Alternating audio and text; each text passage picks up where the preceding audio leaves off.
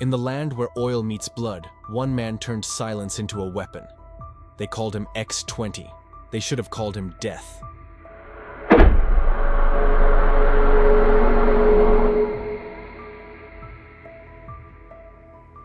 In the scorching heat of Reynosa, Tamaulipas, where the Rio Grande separates two worlds and the sun burns everything it touches, Mario Ramírez Treviño was born in 1962. This wasn't a place of opportunity. This was a place where children grew up fast or didn't grow up at all. The border wasn't just a line on a map, it was a scar, a wound that never healed, bleeding money and misery in equal measure. His father worked the oil fields, breaking his back for pennies while American companies grew fat on Mexican crude. His mother cleaned houses on both sides of the border, her hands cracked and bleeding from bleach and broken dreams. Young Mario watched it all with silent eyes. He didn't complain. He didn't cry. He learned the first rule of survival. The world doesn't care about your pain, so don't waste energy showing it. While other kids played soccer in dirt lots, Mario studied the streets. He watched how money moved, how power worked, how the police could be bought for the price of a meal. Reynosa in the 1970s was a frontier town where the official government ended at sunset and something darker took over. The night belonged to smugglers, coyotes, and men who understood that the border wasn't a wall. It was a business opportunity. By 15, Mario was running packages across the river. Small stuff at first, pot wrapped in plastic, hidden in spare tires and engine blocks. He never touched the product, never used it, never got high on his own supply. That was for fools. Mario was cold, calculated, mechanical in his precision. His handlers noticed. The boy didn't panic, didn't talk, didn't make mistakes. In a business where one error meant a bullet or a cell, Mario Ramírez was a machine that never broke down. The 1980s brought cocaine.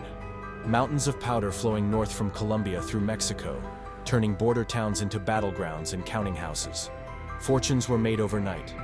Empires built on white powder and American addiction. And young Mario, now a man with dead eyes and a mind like a calculator, was watching, learning, waiting for his moment. The Gulf Cartel wasn't just an organization.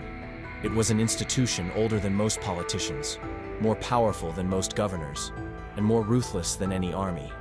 Founded in the 1930s by Juan Nepomuceno Guerra during Prohibition, it grew through decades of smuggling everything from liquor to people to powder.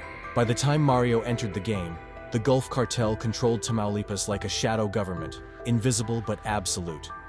Juan Garcia Abrego ran the show in the 1980s and early 90s, transforming the Gulf Cartel into a billion-dollar enterprise. He was the first Mexican trafficker on the FBI's 10 most wanted list, a man who moved tons of powder across the border weekly, who owned police chiefs and mayors who killed with the efficiency of a corporation eliminating competition. Mario worked under Garcia Abrego's empire, learning the architecture of power. He saw how the system worked. Politicians paid in briefcases full of cash, police given quotas of bodies to ignore, journalists who asked the wrong questions found in ditches with their tongues cut out. The Gulf Cartel didn't just traffic stuff, it governed, it taxed, it judged, it executed. But Mario learned something else too. He learned that leaders who live like kings die like kings, publicly, violently, dramatically. Garcia Abrego was arrested in 1996 and extradited to the US, dying slowly in an American prison. His successors fought and fell, each one louder and more visible than the last. Mario watched them all burn and understood. Visibility is vulnerability. Fame is a death sentence. If you want to rule, become a ghost. They gave him the code name X-20. No photographs, no interviews, no corridos sung in his honor. Just a designation, a number, a whisper in the dark. X-20 didn't exist on paper, didn't have a legend, didn't leave fingerprints on bodies or money. He was the man you never saw coming. By the late 1990s, the Gulf Cartel was fracturing. Leadership changed hands like a gun passed between dying men. Oziel Cardenas Guillen seized control in 1997, murdering his way to the throne and creating Los Zetas, former Mexican Special Forces soldiers, turned into the most lethal criminal army the world had ever seen. Oziel was bold, brutal, theatrical. He kidnapped DEA agents, declared war on rivals, made himself a legend. And behind him, quiet as a held breath, was Mario Ramírez Treviño. X-20 didn't command armies. He commanded logistics. While OCL fought wars, Mario moved the stuff. Tons of powder, crystal, dope, pot flowing north in trucks, trains, tunnels, and planes. He built relationships with Colombian suppliers, opened new routes through Guatemala and Honduras, diversified into stolen oil and human trafficking. The Gulf Cartel wasn't just moving product anymore. Under Mario's invisible hand, it became a multi-billion-dollar conglomerate with fingers in every dirty pie along the border. His genius was in the details. Mario understood what flashier bosses forgot. The real power wasn't in the violence, it was in the infrastructure. He invested in legitimate businesses, construction companies, trucking firms, gas stations, restaurants, all of them fronts for washing money and moving product. He corrupted customs officials at every border crossing, turned entire police departments into private security, bought judges before cases were even filed. But Mario's greatest weapon was patience. While rivals killed each other over territory and ego, he waited. While bosses got arrested or shot, he stayed in the shadows. He didn't need to be feared by everyone, just respected by the right people. And slowly, methodically, Mario Ramírez Treviño became the most powerful man no one had ever heard of. When OCL was arrested in 2003 and extradited to the US in 2007, chaos erupted. Los Zetas broke away from the Gulf Cartel in 2010, triggering the most brutal drug war Mexico had ever seen. Entire cities became war zones, bodies piled up in streets. Mass graves appeared in the desert filled with hundreds of corpses, migrants, rivals, witnesses, anyone unlucky enough to be in the wrong place. And through it all, while everyone else fought and died, Mario kept working. He rebuilt alliances, secured routes, made peace where peace benefited him and war where war was profitable. He didn't fight Los Zetas head-on. He isolated them, strangled their supply lines, turned their allies against them with money and threats. By 2012, while younger, louder bosses grabbed headlines, X-20 quietly controlled the Gulf Cartel's entire operation. Most drug lords are easy to understand. They want money, power, respect, fear. They build mansions, collect exotic animals, commission corridos about their greatness. They need the world to know they matter. That ego is what kills them. Mario Ramírez Treviño was different. He lived in a normal house, drove a normal car, dressed like a middle-aged businessman. No gold chains, no private zoos, no flashy women on his arm. When he traveled, he took commercial flights.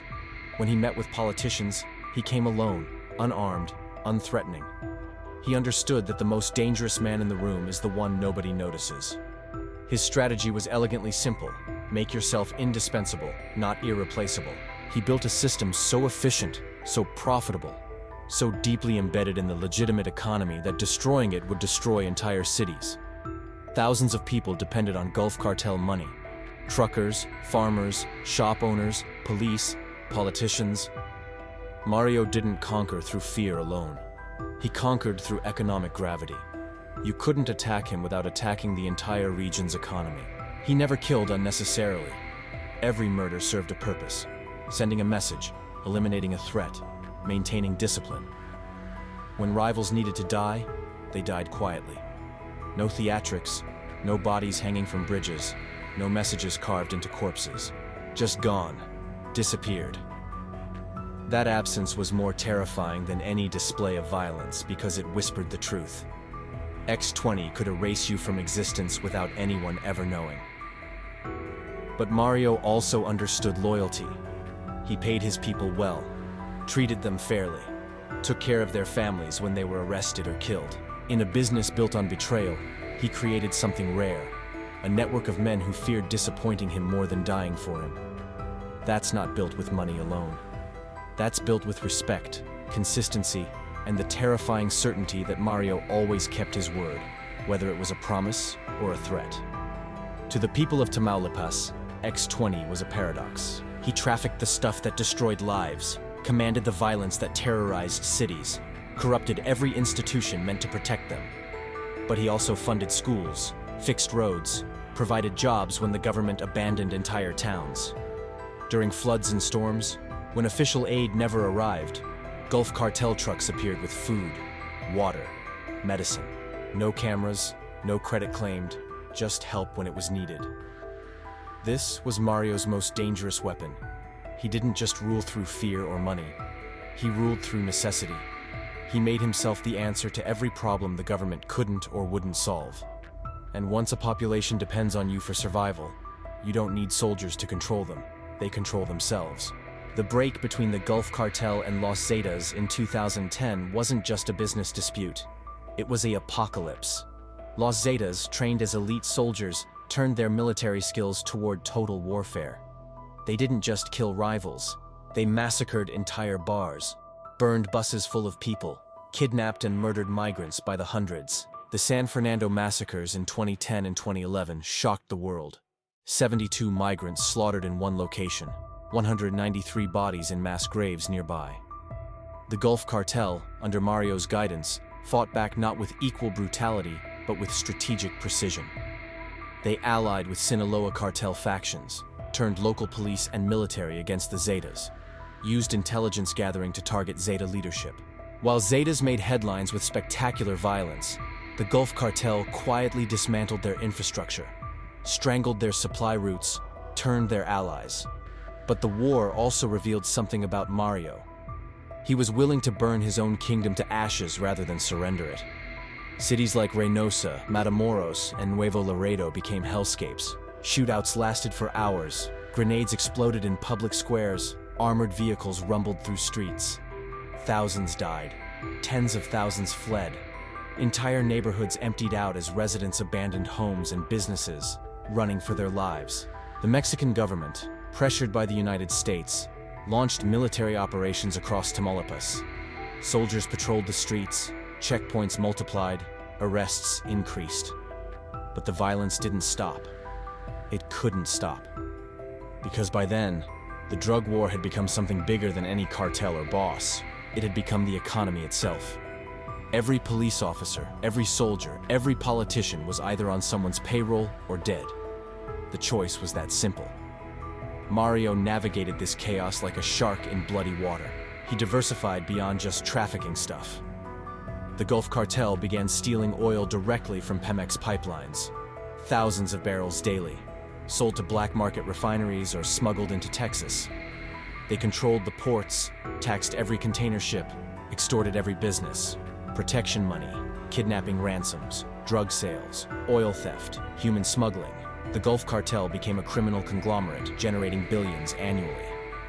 And at the center of it all, invisible and untouchable, was X-20.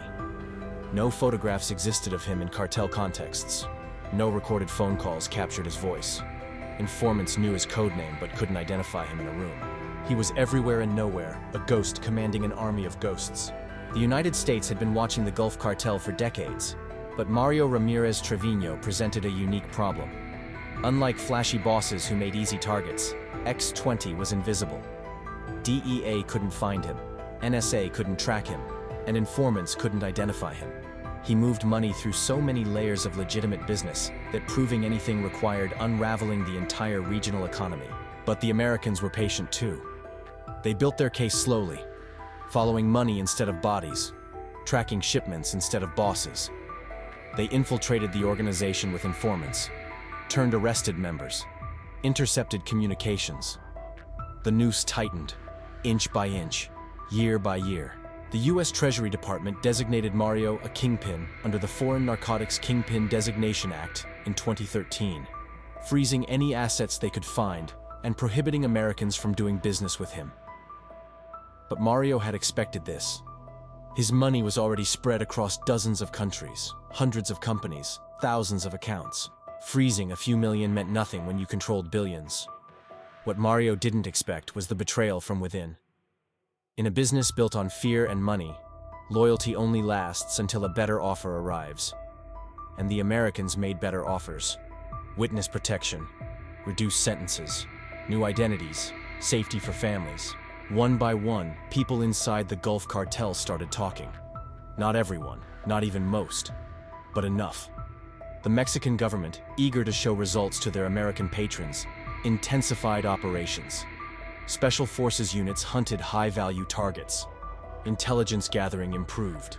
The pressure mounted, and slowly, inexorably, X-20's perfect invisibility began to crack. August 17, 2013, a Saturday afternoon in Reynosa. The heat was oppressive, the streets quiet, the city holding its breath the way it always did when the cartels moved.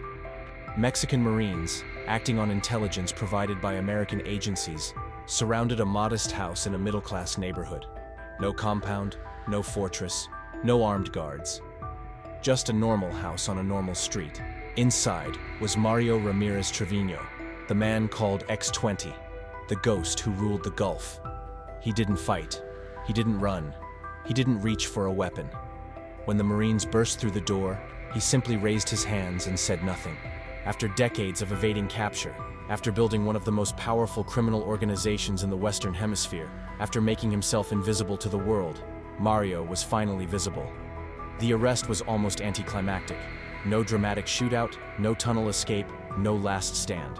Just a 51-year-old man in casual clothes, surrounded by soldiers, standing in a living room that looked like it belonged to an accountant, not a cartel boss. They found no drugs, no weapons, no mountains of cash, just financial records, phones, computers, the mundane tools of a businessman who happened to be running a multi-billion-dollar criminal empire. The Mexican government celebrated. Press conferences were held. Officials congratulated themselves. The Americans nodded approvingly. Another kingpin captured, another victory in the endless drug war. But in Tamaulipas, in the plazas and markets and street corners where real people lived and died, they knew better. Capturing X-20 didn't end the Gulf Cartel. It didn't stop the violence. It didn't close the routes or stop the stuff from flowing north. Because Mario Ramírez Treviño wasn't the cartel. He was just the most recent man in the chair, and that chair was never empty for long. The system he built, the networks of corruption, the infrastructure of trafficking, the economic dependencies that bound entire communities to cartel money, none of that disappeared with his arrest. The Gulf Cartel continued operating, continued earning, continued killing. Lieutenants fought for control, alliances shifted, violence spiked temporarily as power was redistributed. But the machine kept running because Mario had built it to run without him. That was his final genius. He made himself disposable. He created a system that didn't need X-20 to exist. And in doing so, he ensured that even in defeat, his ghost would continue to rule. Mario was sent to Federal Social Readaptation Center No. 1, Altiplano, Mexico's maximum security prison, the same facility that had held El Chapo Guzman before his theatrical escapes. But Mario didn't plan escapes. He didn't bribe guards to bring him luxuries. He didn't run his empire from behind bars. He simply waited. In prison, X-20 remained what he always was, invisible. No interviews with journalists, no memoirs written, no dramatic legal battles playing out in public. Other inmates said he was quiet, polite, kept to himself. Guards reported no problems. Lawyers filed the usual appeals, all of which went nowhere. Mario Ramírez Treviño, the man who had commanded billions of dollars and thousands of men, became just another number in the Mexican prison system. The Mexican government, under pressure from the United States, began extradition proceedings. The Americans wanted him badly, not just for what he'd done, but for what he knew. Mario had decades of information about corruption networks, political connections, and law enforcement complicity. If he talked, if he became a cooperating witness, entire government structures could collapse. But Mario didn't talk. He understood the math. Cooperating meant life in American witness protection, maybe a reduced sentence, definitely losing everything he'd built. Silence meant dying in prison, but dying as X-20, the ghost who never betrayed anyone, whose words still meant something in a world built on broken promises. And in the narco culture of Mexico, that kind of loyalty is immortality. Years passed. The world outside kept turning. The Gulf Cartel fractured into smaller groups, each controlling pieces of Tamaulipas, fighting among themselves and against rivals. Los Zetas collapsed into feuding factions. New cartels rose. Old ones fell. The drug war ground on, consuming thousands of lives annually, destroying families, cities, hope itself. And Mario Ramírez Treviño sat in his cell, watching it all from behind walls, knowing that the empire he built had become too big to exist and too valuable to die. Today, Tamaulipas remains one of the most dangerous states in Mexico. Reynosa, Matamoros, Nuevo Laredo, The cities Mario once controlled are still battlegrounds. Bodies still appear in streets. Politicians still get assassinated. Journalists still disappear. The violence that defined his era never ended. It just changed management. The Gulf Cartel exists in fragments now. Smaller groups calling themselves Metros, Ciclones, Escorpiones, all descendants of the empire Mario helped build. They still move stuff across the border, still collect protection money, still corrupt officials, still kill anyone who threatens their business. But they lack the coordination, the efficiency, the strategic vision that X-20 brought. They're shadows of a shadow, ghosts of a ghost. In Tamaulipas, people still speak his name in whispers. Not with admiration. Mario brought immeasurable suffering to the region, but with a strange kind of respect, the way you might respect a hurricane or an earthquake, a force of nature that cannot be reasoned with or stopped, only survived. They remember when the Gulf Cartel was united, when the violence had purpose and boundaries, when deals made were deals kept. Under Mario's invisible rule, you knew where you stood. After him, everything became chaos. The stuff still flows north. Tons of powder, crystal, dope, and pot cross the border every day, feeding American addictions that never die. New bosses rise and fall. New cartels emerge. The violence continues, endless and exhausting. And somewhere in a Mexican prison cell, Mario Ramírez Treviño watches it all from a distance, knowing that he was just one chapter in a story that has no ending. Because the drug war isn't about individual bosses or specific cartels. It's about supply and demand, poverty and opportunity, corruption and complicity. It's about $1 billion industry built on American consumption and Mexican suffering. Arresting Mario didn't end it. Arresting 100 Marios wouldn't end it. The system is too big, too profitable, too deeply woven into the fabric of both countries. That's the real legacy of X-20. He proved that the drug war isn't about good guys versus bad guys. It's about a machine that grinds up everyone inside it. Traffickers and cops, politicians and citizens, Americans and Mexicans. The machine doesn't care who feeds it, as long as someone does.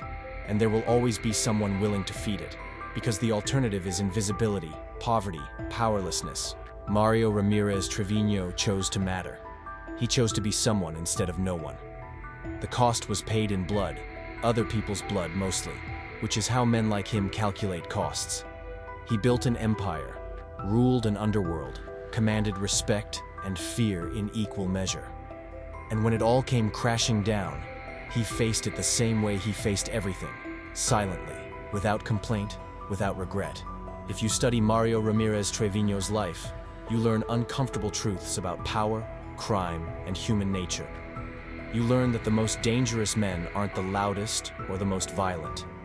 They're the patient ones, the invisible ones, the ones who build systems instead of legends. You learn that in the drug trade, the real bosses aren't the ones in corridos or on most wanted lists. They're the ones you never hear about. The ones who die of old age instead of bullets. The ones who launder their money so completely that their grandchildren live as legitimate business people, never knowing where the family fortune really came from. You learn that violence isn't power. It's the breakdown of power, the last resort of men who have no better options. Real power is making violence unnecessary. Mario killed when he had to, but he preferred to corrupt, to co-opt, to make himself indispensable rather than terrifying.